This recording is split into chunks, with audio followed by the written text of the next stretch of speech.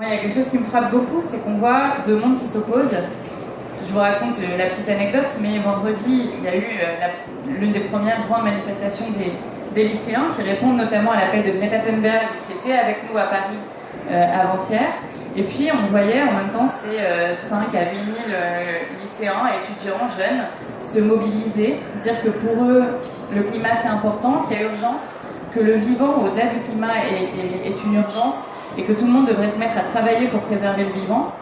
Et dans le même temps, quelques heures plus tôt, on avait appris que se confirmait le fait que Total ait accès à 3 blocs d'hydrocarbures au large de la Crète, au large de la Grèce, pour aller chercher des énergies fossiles. Voilà, on sait qu'il faut qu'on laisse 80% des réserves d'énergie fossile sous le sol. On sait que la France sait qu'il faut laisser 80% des réserves d'énergie fossile sous le sol.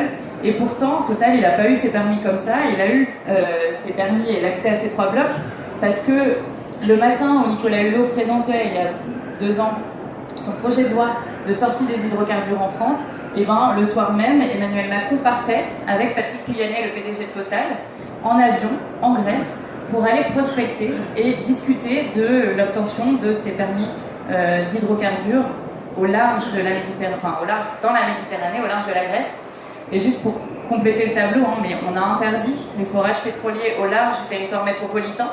Je dis bien métropolitain parce que vous le savez, on a toujours le droit de forer au large de la Guyane.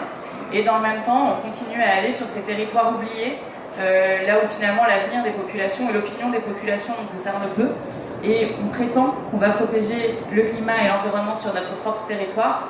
Et on va dans des lieux cachés, donc non seulement loin de la France, mais aussi en mer, là où on ne peut pas aller organiser des grandes opérations d'occupation des territoires pour aller continuer à forer du pétrole, à tirer des bénéfices. Total est super contente parce que, non contente d'être la 19e grande pollueuse mondiale et la première pollueuse française, eh ben, c'est la firme multinationale pétrolière qui a fait le plus de bénéfices cette année et qui a tous les meilleurs indicateurs en bourse.